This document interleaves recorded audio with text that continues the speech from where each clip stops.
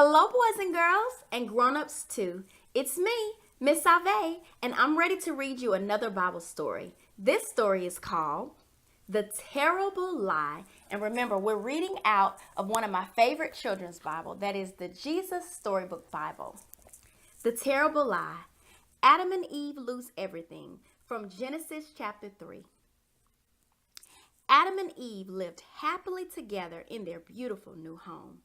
And everything was perfect for a while. Until the day when everything went wrong. God had a horrible enemy. His name was Satan. Satan had once been the most beautiful angel, but he didn't want to be just an angel. He wanted to be God. He grew proud and evil and full of hate, and God had to send him out of heaven. Satan was seething with anger and looking for a way to hurt God. He wanted to stop God's plan, stop this love story right there.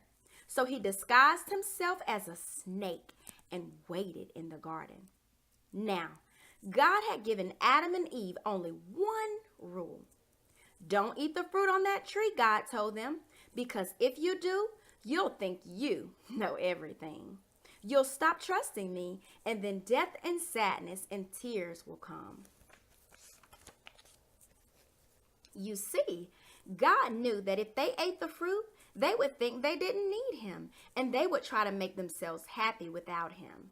God knew there was no such thing as happiness without him, and life without him wouldn't be life at all. As soon as the snake saw his chance, he slithered silently up to Eve. Does God really love you? The serpent whispered. If he does, why won't he let you eat that nice, juicy, delicious fruit? Poor you. Perhaps God doesn't want you to be happy. The snake's words hissed into her ears and sunk down deep into her heart like poison. Does God love me? Eve wondered. Suddenly, she didn't know anymore. Just trust me, the serpent whispered. You don't need God. One small taste, that's all, and you'll be happier than you could ever dream. Eve picked up the fruit and ate some, and Adam ate some too. And a terrible lie came into the world. It would never leave. It would live on in every human heart, whispering to every one of God's children, God doesn't love me. And it wasn't a dream. It was a nightmare. A dove flew from Adam's hand. A deer darted in a thicket. It was as if they were frightened by something. A chill was in the air. Something strange was happening. They had always been naked, but now they felt naked and wrong, and they didn't want anyone to see them, so they hid. Later that evening, as God was taking his walk, he called to them, Children! Usually Adam and Eve loved to hear God's voice and would run to him. But this time they ran away from him and hid in the shadows. Where are you? God called. Hiding, Adam said. We're afraid of you. Did you eat the fruit I told you not to eat? God asked them. Adam said, Eve made me do it. What have you done? God asked. Eve said, the serpent made me do it. And terrible pain came into God's heart. His children hadn't just broken the one rule. They had broken God's heart.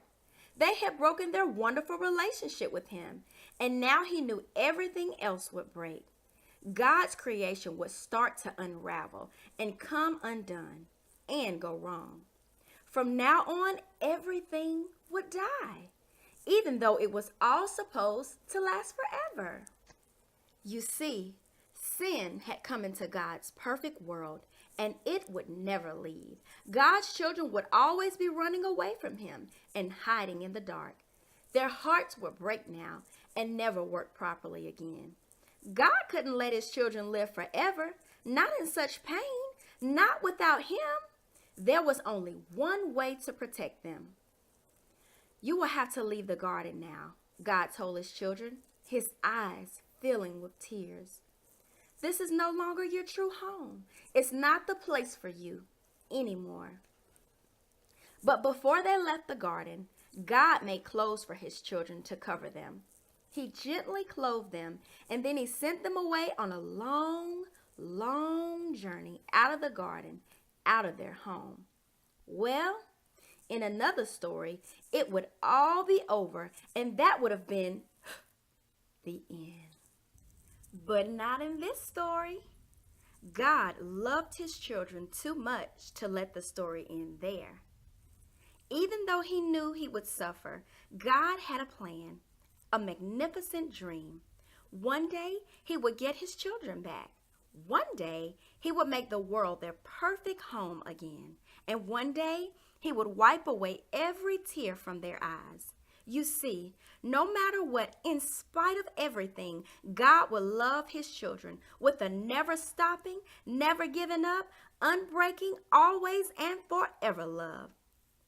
And though they would forget him and run from him, deep in their hearts, God's children would miss him always and long for him. Lost children yearning for their home. Before they left the garden, God whispered a promise to Adam and Eve. It will not always be so. I will come to rescue you. And when I do, I'm going to do battle against the snake. I'll get rid of the sin and the dark and the sadness you let in here. I'm coming back for you. And he would. One day, God himself would come. Oh, that was so good. All right, amen. I hope you enjoyed that Bible story, and stay tuned for more stories in our series. I'll see you later. Bye-bye.